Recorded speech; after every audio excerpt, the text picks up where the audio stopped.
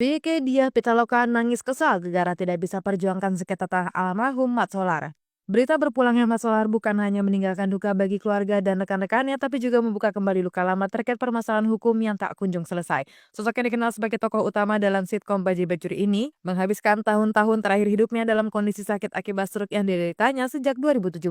Sejak mengalami sakit, Mat Solar jarang tampil di layar kaca. Kabar tentang dirinya lebih sering terdengar dari cerita sahabat dan keluarga yang masih setia menemani serta memperjuangkan hak-haknya. Satu persoalan besar yang membayangi kehidupannya di masa tua adalah permasalahan ganti rugi tanah yang hingga kini masih tertahan di pengadilan.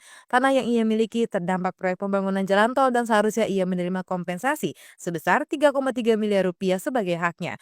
Namun, akibat mekanisme kompensasi yang dilakukan terlalu cepat oleh pihak berwenang, dana tersebut tidak bisa langsung diterima oleh Mat Solar, melainkan harus melalui proses hukum yang panjang. Di tengah perjuangannya melawan sakit, Mat Solar dan keluarganya harus menghadapi ketidakpastian dalam memperoleh haknya sendiri. Persoalan ini mencuat kembali setelah anggota Komisi 5 DPR RI, Rieke Diah Pitaloka, mengangkat kasusnya dalam rapat bersama Jasa Marga. Mat Solar semestinya mendapat uang ganti rugi sebesar 3,3 miliar rupiah atas tanahnya yang terkena proyek, tapi dana tersebut masih tertahan di pengadilan. Menurutnya, tanah yang diperjuangkan oleh Mat Solar adalah hasil kerja kerasnya sebagai komedian dan pemain sinetron selama bertahun-tahun. Dana tersebut rencananya akan digunakan untuk simpanan hari tua, terlebih kondisi Mat Solar yang sejak 2017 mengalami stroke. Rika mengungkapkan bahwa selama bertahun-tahun kasus ini berjalan, pihak keluarga Mat Solar terus berusaha menyelesaikannya melalui jalur hukum. Sejumlah upaya telah dilakukan termasuk mendatangi Badan Pertanahan Nasional untuk mengklarifikasi status tanah tersebut.